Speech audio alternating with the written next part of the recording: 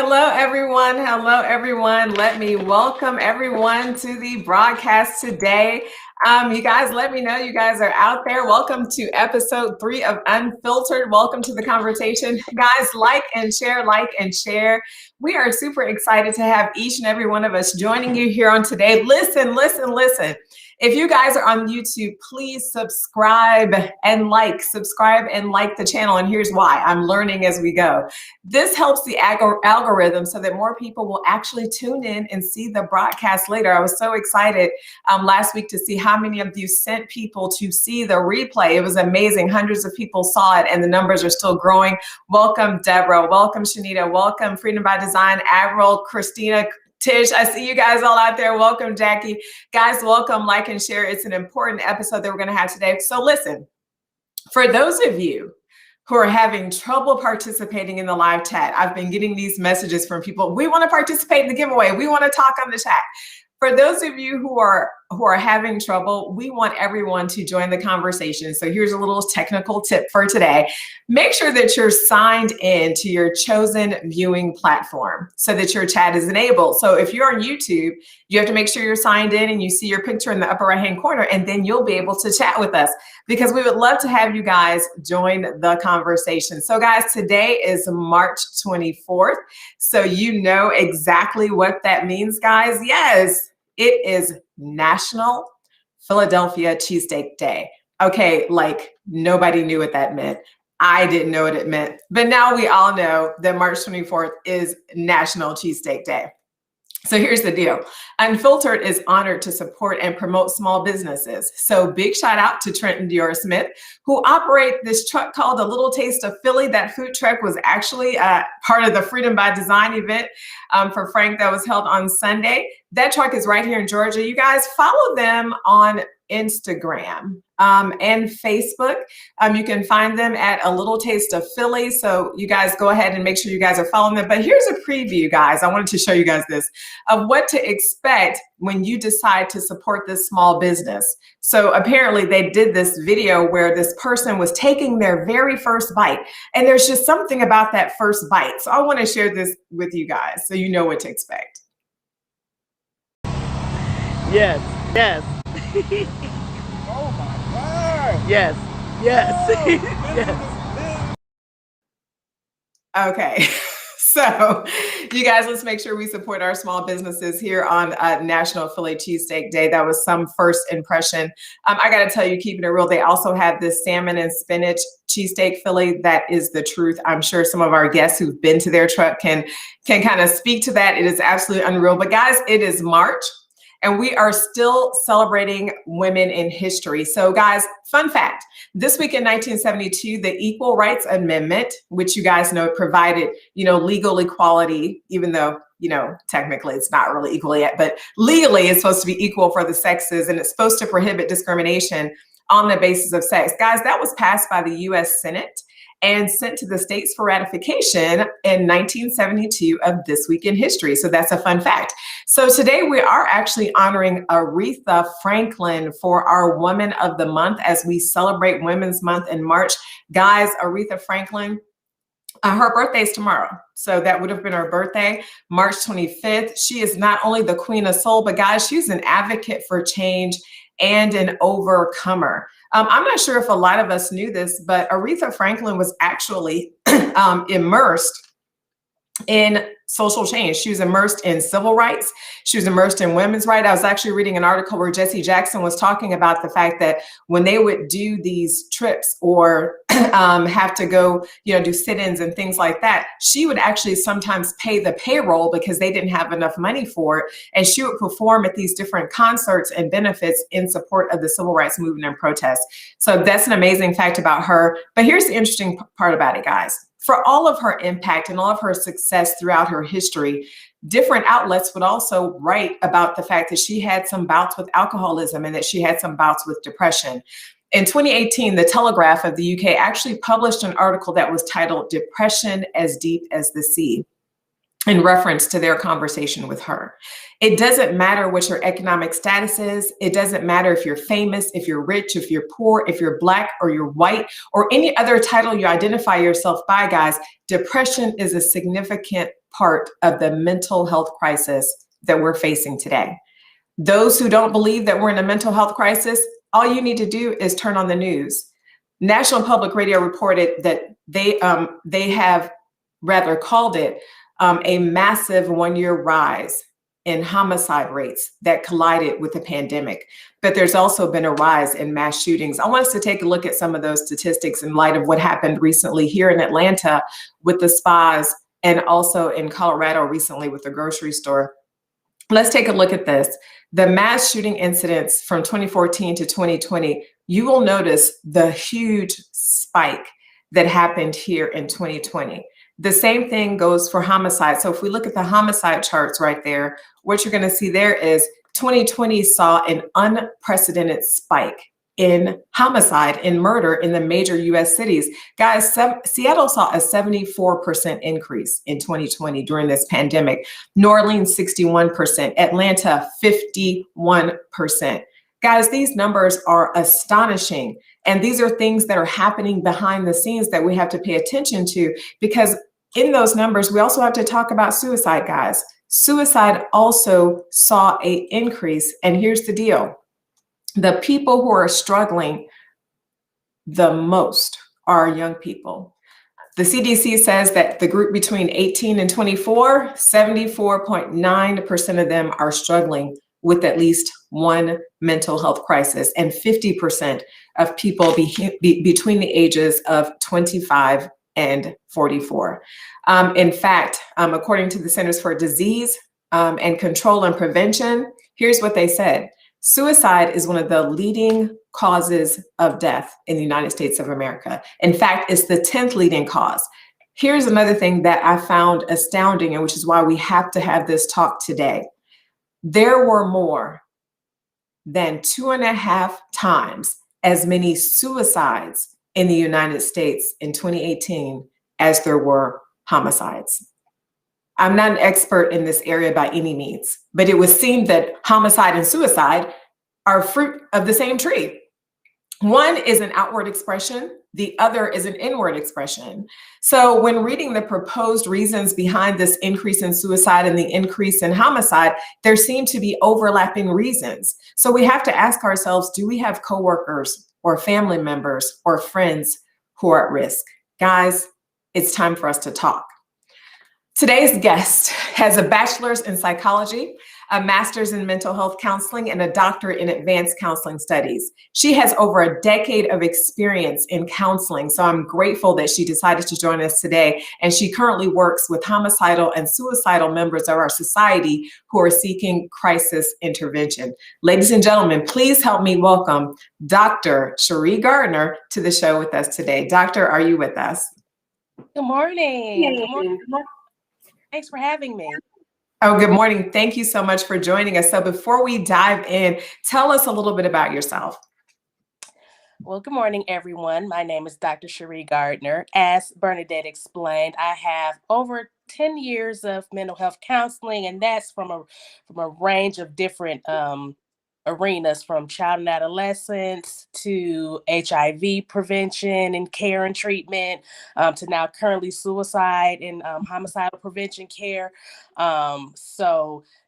Family and couples marriage therapy, I have that. But ultimately, I have my bread and butter has been in crisis work, which is HIV prevention as well as suicide and homicide prevention.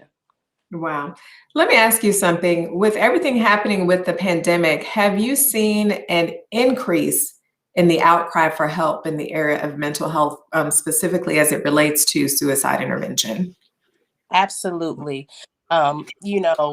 Suicide has always been an issue. It's not a new topic. It's not something that just sprung up on us. It's just that the pandemic has caused a lot of different intricate difficulties for individuals who already suffer from mental health disorders. So in the past, pre-COVID, individuals who seek treatment for mental health had treatment plans. They had ways that they cope with their mental health symptoms, so whether that be, spending time with family, able to go skating, able to go take a walk in the park, able to go to the gym, all these different things that they are tools they had in place to help manage symptoms of depression or anxiety or different issues that they may have had. When COVID hit, everything shut down. As we know, the world shut down, not just the United States.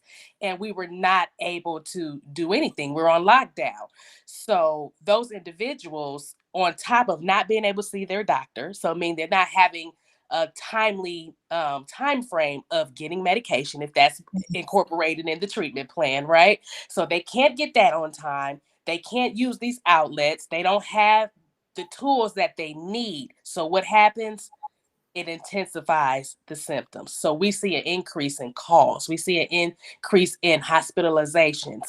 Um, you know, I discuss with patients all the time, this is not something that you can do alone. It's okay to seek for help, because if you knew better, you do better. If you knew the tools, if you knew what you needed to help you work through this situation or work through these disorders, you would be able to do it. So COVID definitely put pressure on that. And even the individuals who were against therapy, they're against, seeking help. It's a big stigma against, reaching out for this type of help, let alone suicide, right? Just the mental health piece is a stigma. So I'm calling or going in for suicide is a big no-no. So with COVID, it had forced people to kind of come to terms with, okay, I need some help, or their family members reaching out to people like myself.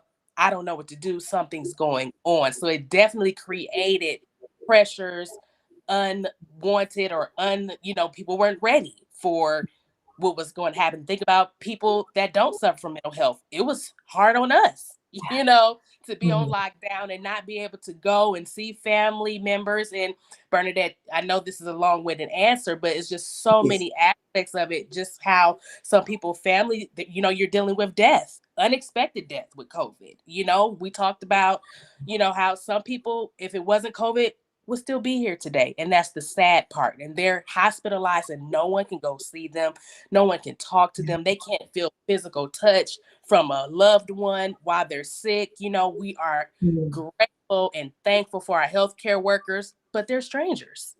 You need them, but they're not your mom. They're not your sister. They're not a best friend or something like that. So all those things have caused a definite increase in suicidal and homicidal risk. And I'm glad you mentioned the tie between homicide and suicide. Although they are different, there is a connection to both of those. Amen. It's interesting as you were talking, it's so many factors that we don't pay attention to, like the things that are happening behind the scenes, right? Because every day we're looking on the news and we see all the numbers going up for COVID and that people are paying attention to what's happening with the economy. But behind the scenes, there's a disruptive force taking place that's caused by the pandemic, and it's about our lives. And so when I looked at the statistics about these 18 to 24-year-olds, I was like, what is going on with our youth? Talk to us a little bit about that, and talk to us about what we should be paying attention to, because, as parents, sometimes we can get in that mode where we're like, oh, they're just being kids. You know what I mean? Or we don't even know what to look for, or we're in crisis ourselves, because of what's going on with the COVID. So we can't see past, the fact that, here I am and they've shut down the schools and I work in a blue collar job. I can't zoom into my job because I got to be the one to go in and clean the building. So I can't go to work and I can't stay here with the kids and do the stuff with them. And so it's all this increased pressure, right? So talk to us a little bit about what's happening with our youth. Well, what's a big thing pre-COVID, in terms of suicide, that's what I'm working in currently.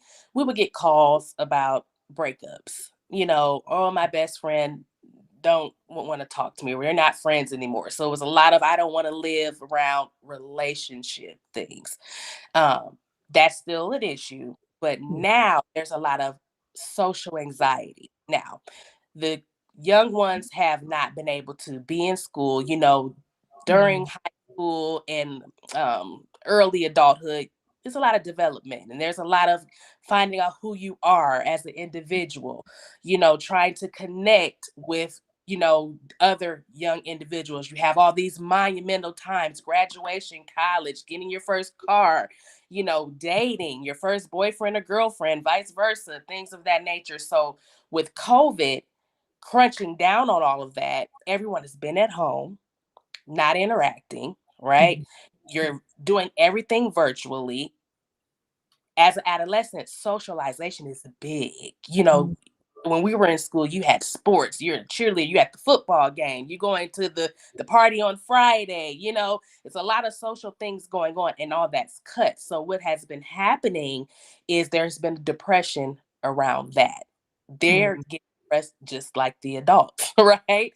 And another big thing we've noticed we have to keep in mind, every household isn't healthy. There are a lot of abusive households. So for a lot of our educators, they worry about certain families where it's abuse kind of going on. And now they're there all day in this abusive environment. They don't have the getaway where they go to school for 4 or 5, 6 hours where they Yeah. get their only meals that they're going to have for that day. That's all they're eating, breakfast and lunch, and they're waiting for the next day to get more. So, on top of all of that, it's social anxiety with the threat. Now, things are kind of slowly looking better, and some of the schools have opened up, and there's been a lot of depression where kids and adolescents are having anxiety attacks. Being at home from a year, doing everything virtual and not really interacting with friends, feeling this awkwardness, not Mhm. knowing who's be there. They're having all of these issues. And as adults, we're not thinking, too much. And they're like, oh, just go to school. It's school. But we have to remember we were once there. Remember how you felt going to high school from junior high. If you had the transition from 8th grade to 9th grade, you were nervous about the first day of school. A lot of Mhm. times we're nervous about the first day of any new year, especially if it's a new school. So imagine being on lockdown and I think just some of the things that they have been dealing with is depression and anxiety. And ironically, it's not really around worried about catching COVID. It's Mhm. all the social things in regards to friends and not knowing what to expect and being nervous because they have gotten acclimated to be home. And it's weird because everyone's ready to get out, but then when it's time to get out to actually do it, it's all this anxiety that erupts, right? Oh. So that's something that we've been seeing with the youth. I felt that when you said that because it took me back to, kind of being a new kid in a new neighborhood in a new school. And you go and you're scared and you're like, God, what if nobody likes me? And, what if I can't make any friends? And then you finally make a couple of friends and then y'all are separated for a year or some change. Yeah, you might get online and do a couple of things together, but there's still this separation anxiety where you're like, well, I'm not sure if I'm still close to the group I used to eat lunch with because, maybe y'all didn't connect with one another. It's different. And isolation, it just becomes a huge problem. So just listening to you, I'm thinking we should pay attention too to whether or not these kids are isolating. So talk to us a little bit about some of the signs we should be looking at. And thank you so much just for this whole conversation. Thank you so much. Yes. So two things I want to talk about as far as signs of depression and anxiety with youth. Some of it kind of runs together, but it's some significant differences. As far as depression, everyone has depression at some point. Circumstances life happens, and everybody has a level of feeling sad, feeling Mhm. disappointed, sometimes feeling fearful about something upcoming, possibly, or something that has happened that creates a sense of anxiety, anxiousness, or sadness. But when becomes something unhealthy is when there's long periods of isolation. If you see a huge change in your personality, your child, right? So if you Right. see a huge change in wanting to interact, having struggles with making decisions, all of a sudden you don't know anything. You knew last week, but this week you Mhm. don't have the idea about anything. All of a sudden there's a change in friends. Like there once was friends around there, then there's no friends around. Mhm. A point is definitely sleeping too much or not sleeping at all, Okay. right? There's like a happy medium. That's just like with any of us. Anything too much or too less is something to kind of like pay attention to. So definitely with the youth is isolation. And another big one, this goes for adults and adolescents, is increased use or interest in alcohol or drugs. Mhm. That's a big one. The youth, especially teens and younger adults, are escaping with marijuana, popping pills. For some reason, well, not for some reason, we know the reason, it makes them not have to worry about anything. Right. It takes it is an escape from reality a lot of times, but it makes things worse, of course, because the reality is still there when you come down, right? So, um, so Yeah. just those some warning signs. And again, if something happened, you talk to your child, you know the circumstances, you guys work through that. But if it's over a period of time and it's kind of like no rhyme or reason, you can't really put your finger on like what's going on. This is going on too long. Then it's time to reach out and start asking some questions, sit them down and talk to them. If that's not working, reach out to somebody like me or someone in the mental health field to say, just, can we Mhm. get an assessment to see what's going on? Because sometimes I know I discussed with you in a different conversation, Bernadette, there's a difference between clinically depressed, Yes. regular depression. And clinical depression needs help because that can turn to the next point if it goes far into suicide. Right. So I wanted to, if it's okay, I don't know if you're ready. I was going to talk Please. about warning signs about suicide. So people who are truly and honestly suicidal, do not be scared to talk to them about suicide. They're not fearful about talking about it. They're typically worried about how we're going to feel if they admit it, right? Mhm. So even though you're nervous, you will be nervous. I've had situations where my palms are sweating, like, oh my goodness, they're serious. But some things that are warning signs or indicators um, of this change is they're talking about and wanting to die or kill themselves. Like randomly talking about or thinking about ideas. And it might just be subliminally in a conversation, but you're noticing like, where are you talking about that? What do you mean? Looking for a way Yeah. when, if you feel like a loved one, a child or a friend is suicidal, it's okay to ask them, are you having negative thoughts and feelings about killing yourself? Don't say hurting or harming, because that can get into self-mutilation, that can get into self things where it's not death included. We're talking about something where you're looking for an ending of death, right? So are you Right. having of suicide or thoughts of killing yourself? I love you. I really want to know, let's talk about this. And if they say yes, you can ask, well, the next thing is you always want to know, some people think about it, but they Mhm. don't have a plan, right? Or they don't Mhm. have intentions. It's just something that they struggle with, which ties into mental health, right? So then the Right. next thing you say, well, do you have any intentions on acting out on these thoughts? And they'll say yes or no. If they say yes, you ask them, well, what is your plan? And they'll Mhm. tell you. Sometimes they'll say, well, I don't know yet. Or they'll say, I want to take pills, or I'm going to walk into traffic, or, you Wow. know, anything. I'm an overdose on my prescribed medication. And so then, you just ask, do they have a time and a date when they want to do that? When that happens, then you need to be calling someone like me, calling the suicide prevention line to get them care, or Okay. if they have a psychiatrist, getting them involved. But another thing is, of course, increased use of alcohol and drugs, acting anxious, agitated, or reckless with their behavior. Another big one is for people who are serious about it, they start preparing. Mm.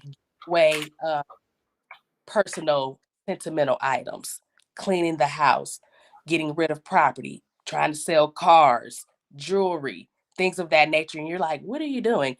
And they might blow it off, but they're trying to prepare because they always feel like they're a burden on their loved ones. So they're trying to prepare and get everything together. So when they do it, you don't have nothing to worry about in their mind.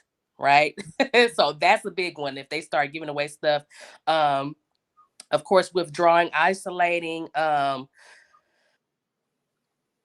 having feelings of revenge. Mm. They're angry, they have rage, they're talking about seeking revenge, and they're ex- displaying extreme cases of mood swings. So Mhm. that when it ties into the homicidal thing, like the murder suicide type thing. And I'll give an example of a patient that I had who was in the risk of that, was upset about a relationship, and was going to go and murder the female and then murder himself because he Mm. can't live with, first of all, he's upset about it ending, and then he can't live with the fact of what he did, so then he's going to kill himself. So Mm.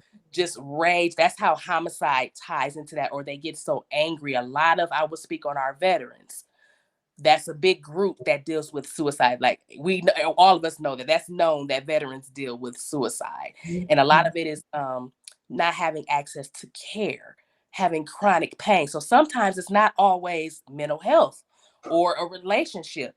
They can have chronic pain. We have a lot of airmen back in the 80s jumping out of airplanes. Now they have back issues, have back surgery. The country cut off Oxycontins and, Yeah. opioids. So Yes. when they get relief from that, they no longer can get relief. So they're in pain 24/7 and they want to die. So then they have suicidal thoughts. So you're dealing with that too. But before you chime in, it's some other risk factors. This doesn't mean that they're going to commit suicide. These are some things that it doesn't cause it or predict it, but it's just some characteristics to keep looking, having on your radar. Yes. If a previous attempt, there's a history of it, right? There's if family history, if there's a recent job or financial loss that's unbearable, right? Of course, relationship loss, whether that's due to divorce, death, something like that, lack of social support, or sense of, no family, no friends, just alone. That's a big one. So that's outside of isolation. You're not trying to isolate. You're just isolated because you don't have a choice. It's not by choice, right? Again, like I said, major or physical chronic illness and exposures to others who's had suicide. If you're around it all the time, it's always on the news, it's all on social media. And that's a big one with our youth. Social media is big with them. People post everything on social media, videos that are inappropriate. So if it's oversaturated, making it in their mind normal, and it's not. Just wanted to share, those are some warning signs, some risk factors to look at. Again, a lot of these things, somebody can have one or two. That doesn't mean they're suicidal or depressed, but it gets to duration, how long and how frequent it's happening. If it's happening too long and too frequently, then seek out some care. Dr. Gardner, this has been amazing because you gave us clues to watch, right? Because you can talk to people and you'll be like, "You doing okay?" And they'll be like, "Oh, I'm fine."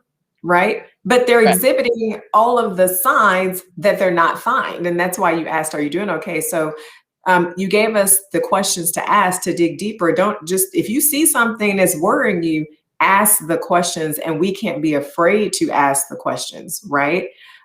Because their lives are at stake. And it's so funny because I think about when we grew up, this wasn't an issue because it wasn't an issue we talked about, because we don't deal with those mental health issues. That's something they do. We don't do that.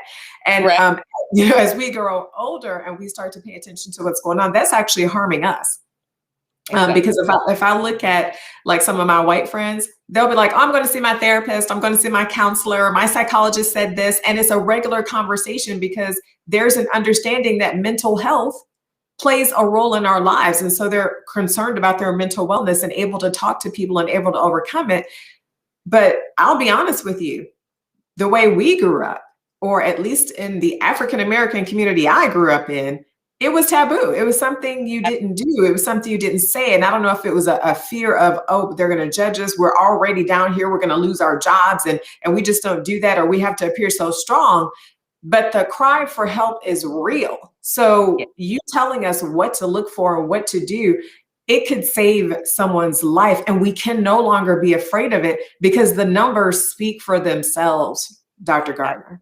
Absolutely. And I will say, in terms of cultural aspects and diversity in the African American community, and I will say brown and Black communities, it has always been stigma, no, those things are private. We don't talk about those things. You got the uncle that don't come out the room. Nobody talks about that. You know what I mean?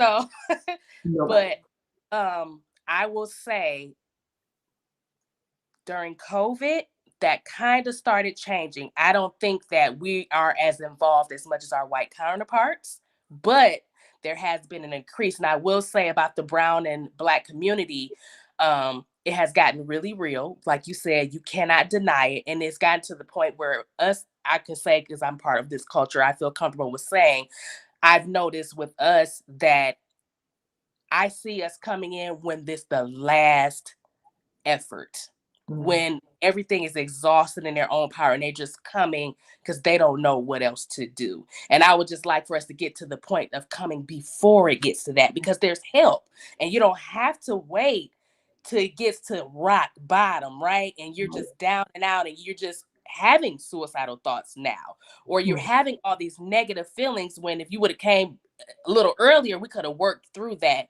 And something I want to share with everyone on this event today is that in my experience in working with suicide, people who were genuinely suicide, I've always asked them, well, what is causing these thoughts?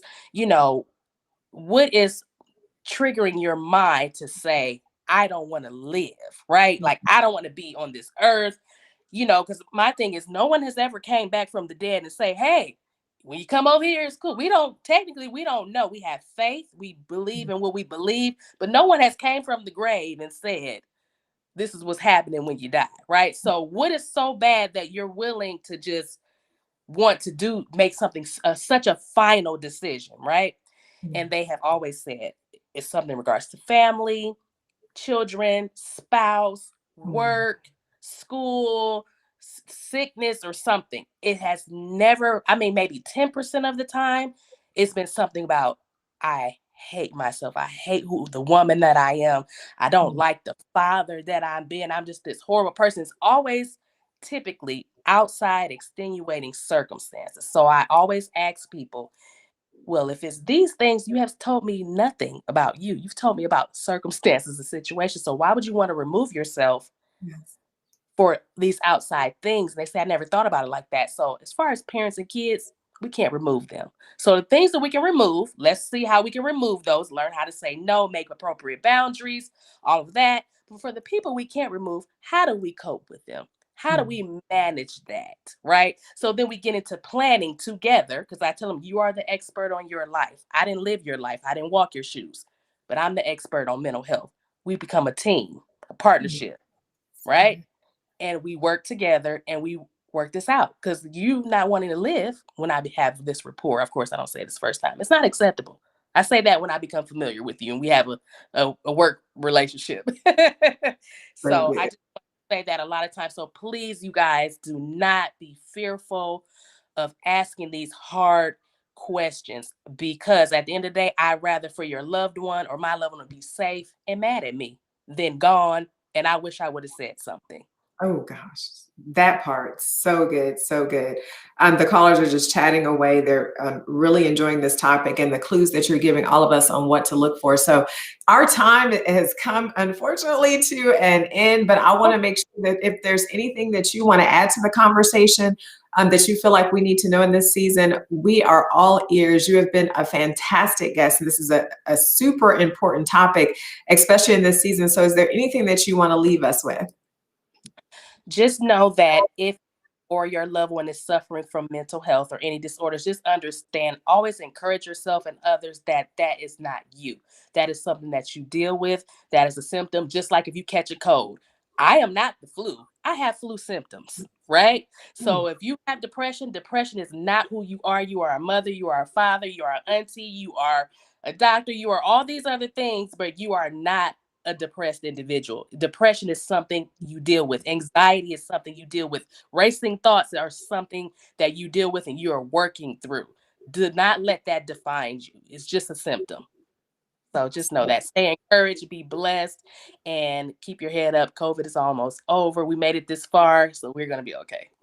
Oh, that is so good. Thank you so much. And I'm just thinking about to ask you. So I think there's probably a lot of resources out there for people to be able to call intervention hotlines. In this season, I read an article that there's actually been an increase in the number of crisis hotlines that have popped up. So the resources are definitely there. Is that correct, Dr. Gardner?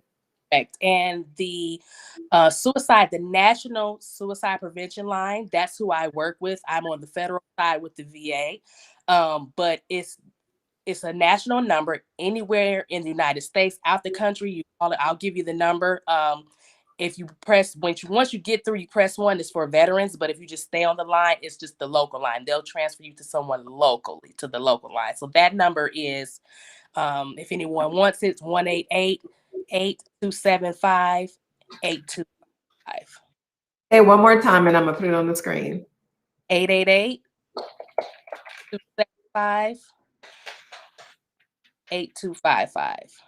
8255. And if you Google suicide prevention, we're the first number that pops up. And so, when people advertise on the Grammys, on MTV Awards, it goes crazy. Wow. Okay, guys. So there is the number. Thank you so much, Dr. Gardner, for not only just talking to us about the realities of what's been happening behind the scenes through COVID, with homicide, with suicide, with anxiety, with depression, but also giving us some tools that we can use in our own families and in our own workplaces to be able to identify when someone might be at risk, or when we ourselves, let's not count ourselves out, Yes. might even be a risk. Be like, oh, I've been sleeping a lot lately. We got to even start paying attention to our own behaviors, right? A little Yep. bit more than you Yeah. Right. So like, wait a minute, that sounds like me. I might need to call Cherie after the call. So, so we really appreciate you. We thank you, and God bless you. And thank you so much. No problem. Anytime. I enjoyed it. Okay. Thank you so much. So you guys, I am so just thrilled at all the information we're able to get from that conversation. It sounds like you guys were helped too by this conversation based on your chat. So thank you guys so much for tuning into that part. And we are to that part of the segment that a lot of us wait for, and that is the Be Blessed segment of the call. You guys know Unfiltered announced that we are committed to giving away cold, hard cash in this season. We give away money every single week, a minimum of $100, maybe even more. Just because it's a call on our life to give, and because we're in a season where people just want to receive a win. So we're about to get into our giveaway. But first, I have an announcement about last week's winner. Last week's winner was Alona Epps Collins. And interestingly enough, the number was 11. She guessed the number on the head. I later found out, talking to her yesterday, that she guessed the number 11, or chose the number 11, because that is her son's jersey number, and he plays baseball. So you guys see this picture of the baseball team over here. Within a few hours of her receiving her $100 gift, the baseball team sent out a message that they needed $90 more to go towards the food, because they had ran out of food for their different events, and she immediately sent that money over. So that was amazing. Wanted to tell you guys that testimonial about what happened on Be Blessed. So, be a blessing. You can bless someone else. So you guys, we are about to get into it. This week's sponsor is none other than our very own Dr. K. Guys, she is the founder of Freedom by Design. Please, please, please. Two things. You have to buy her book. Her book, Exposed, is absolutely amazing. It's absolutely insightful. And I haven't talked to anyone who did not connect with a part of that book. There are keys in there to break chains. Please support her by getting her book. But more importantly than that, follow her. She has a Monday, Wednesday, Friday live that she does on Facebook. Go ahead and follow her at Freedom by Design. Go to Freedom by Design 1. You'll get all of her links. And you guys, of course, will see the links there. Like and subscribe to her YouTube channel while you're at it. So guys, you know how we do this, and we're about to start the timer and start the music for the giveaway. So here we go, guys. Go ahead and put your numbers up, 1 through 100, and I will be writing down what that number is right now. All right, guys, write your numbers in the chat now.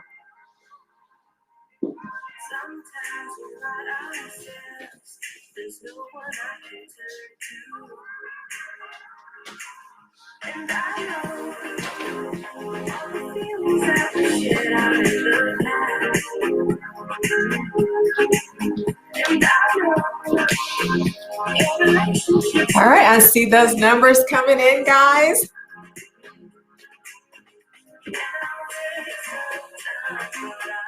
I got you, doctor.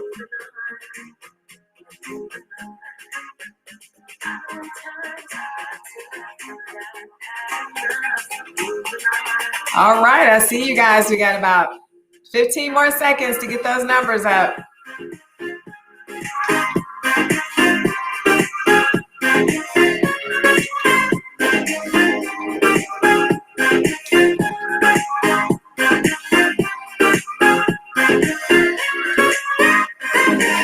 All right, here we go, here we go, here we go. All right, so listen, guys. Somebody said, can we pick more than one number? No, Rutho, you cannot pick more than one number. So you guys will help me out and scroll through the chat. The number is actually 54. So y'all tell me who is closest to number 54. Y'all will have to help me out. And I'm scrolling through the chat. I can see on YouTube and Facebook some of the different chats that were coming in. And we don't have anyone directly on the head. I see Tish came in at 44. I see anyone think, 59. It looks like Jackie Lynn Gardner McCoy is at 59. All right, it looks like she might be the closest. You guys help me out. Going once, going twice. It looks like the closest to 54 is going to be 59. Speak Up Now or Forever Hold Your Peace is going to be 59. And so here we go, right here. It looks like our winner for today is Jackie Lynn Gardner McCoy. Wait a minute, that sounds like a relative. Oh my goodness, the family of Dr. Cherie Gardner did win today. So you guys congratulate her in the chat. Congratulations. Please get your information over to, that is so funny. Get your information over to me or Katrina with Freedom by Design so that we can make sure that we can get that money for you today. And of course, I'm on Instagram and on Facebook. You guys can send me a message or you can send me a text message as well. So you guys, I'm excited about that. So whoop, whoop. So guys, here we go. We are closing out today's broadcast, of course. We always end our conversation, with this idea of staying woke. And what it means to be woke is just to be paying attention to what's really happening in the world. And I was thinking about the conversation that we just had with Dr. Cherie Gardner talking about depression and suicide. And I talked to her a little bit about this yesterday, and it was interesting, some of the reactions. I don't know how many of you all got to see the Meghan Markle interview where she talked about her depression and just how she was feeling and everything else. And some of the comments people put on there were brutal. It was, poor princess. It was, you're rich, you have no reason to be depressed. What are you complaining about? You're royalty. And some of the comments that people would write, I was like, wow. I wonder if they really understand it at all, because everyone operates from their own perspective, okay? Everyone's experience is different. If you guys remember Robin Williams, he was rich and he was funny and he was a comedian, but he was still depressed and he took his own life. Anybody ever heard of Kate Spade? It looked on the outside like she had everything going on, but she still took her own life. If you even think about people like Oprah, I was reading an article recently where Oprah was talking about her own bouts with depression, guys. She said that she first experienced depression after her film Beloved. You guys remember that film, Toni Morrison's Beloved. After that film, she said was her first bout with depression because someone from the studio called her and they said, oh, it's over. You got beat by Chucky. And she's like, who's Chucky? What do you mean I got beat by Chucky? And then she realized what had happened and that the movie had flopped. And that's when she plunged into depression and she started suppressing all of her feelings. And at that time, she said it was more than just, I'm sad. It was depression. It was different. Okay. And so when you think about people like that who've gone through it, the fact that she talked about it is amazing. She said, I want to say exactly how she said it. It's more than I feel bad about this. I felt like I was behind a veil. I felt like what many people had described on my show over the years, and I could never imagine it. I could never understand it. What's depression? Why don't you just pick yourself up? Until it hit her and she experienced it. Guys, depression doesn't have anyone can be attacked by it. Like suicide, anyone's family can be a victim of it. Homicide, many of our families have already been a victim of it. So it's time that we start paying attention to the mental health that's happening behind the scenes. COVID started destroying people's physical health, but the impact of COVID had an impact on financial health, mental health, all types of health in every single category. And we've got to start paying attention because if you look at the numbers, the greatest category that's at risk is our youth. I looked at an article last night and it brought me to tears because a 12-year-old boy took his life because he broke the TV and he was on punishment for breaking the TV.